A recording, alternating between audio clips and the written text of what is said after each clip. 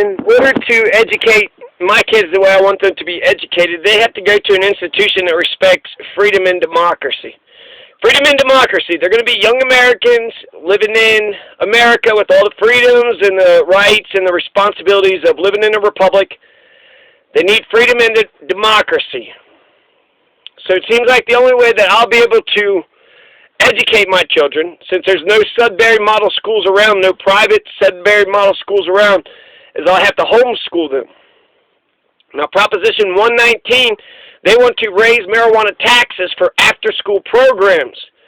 Raising marijuana taxes for after-school programs, I like it. What's not to like? Proposition 119 would be great for Colorado civil society. So public schools are overly totalitarian. They're strictly top-down, no freedom nor democracy. You think American government schools would educate us about, American government, how to be good citizens in a democratic republic, but nope, just sit up and, shut up and sit down. Look at your peers as competitors. Obey the fascist. After-school programs are vital for many Colorado students, especially in Conejos and Costilla County, the two poorest counties in the state of Colorado. And shame on the commissioners and the sheriff and all the people in the county governments for allowing that to happen for decades upon decades. Are there no Christians in Conejos and Costilla County? Why do you have so many poor people? Some people say that Proposition 119 could be a pathway towards vouchers. Good. Vouchers is the only way that we can progress forward when it comes to the monopoly that is public schools. So many millions of dollars spent on public education, yet still we got the same problems: police brutality, poverty, crime, homelessness, outsourcing jobs, etc. I will not force my children to be homeschooled, but I will be prepared to homeschool them when or if they reject public schools. Now, competition would force public schools to become better or to go bankrupt. Are you going to be like a Sudbury model school? Are you going to have freedom and democracy? Then fuck you, public school. I'm going to send my kid to Sudbury model school. They're going to have freedom and democracy. They're going to get strengthened. They're going to get smarter. They're going to get good networking. I don't understand why corporations like Walmart and McDonald's, they're required to make their customers happy, but public schools, government schools in a democracy, they're not required to make their customers happy. It makes no sense. As students and parents in public schools in America, they're on the bottom of the totem pole, underneath the school board, underneath the superintendent, underneath the principal, underneath the teachers, the administration, and the staff. Even the janitor and the lunch staff have more say-so over the school processes than the students and the parents do. The customers in public schools are last in line. They're not first. That's a real problem for me. So what Proposition 119 does is it provides after-school programs such as tutoring, mental health, reading, science, writing, music, art, targeted support for children with special needs and learning disabilities, career and technical education training, financial aid for low-income students.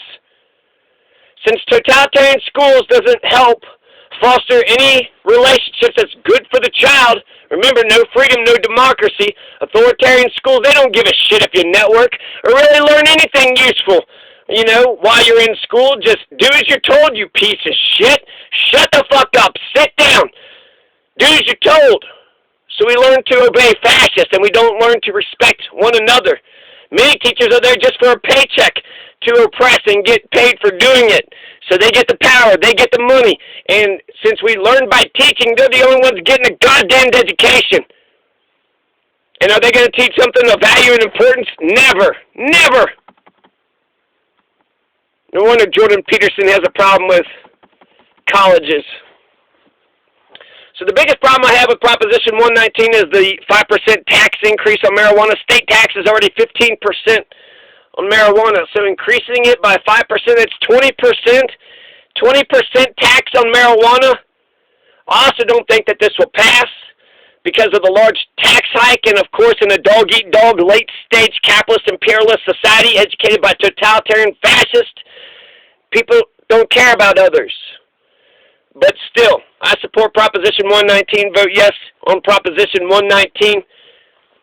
Tax increase on marijuana, I can stomach it. And when it comes to helping our kids actually get educated, since I know that totalitarian public schools, American government schools, since they don't do it, this is a good This is a good initiative. Proposition 119, shall state taxes be increased $137.6 million annually on retail marijuana sales by a change to the Colorado Revised Statutes concerning the creation of a program to provide out-of-school learning opportunities for Colorado children aged 5 to 17, and in connection therewith, creating an independent state agency to administer the program for out-of-school learning opportunities chosen by parents, funding the program by increasing the retail marijuana sales tax by 5% by 2024 and reallocating a portion of the public school lands income, authorizing transfers and revenue for program funding as a voter-approved revenue change, specifying that learning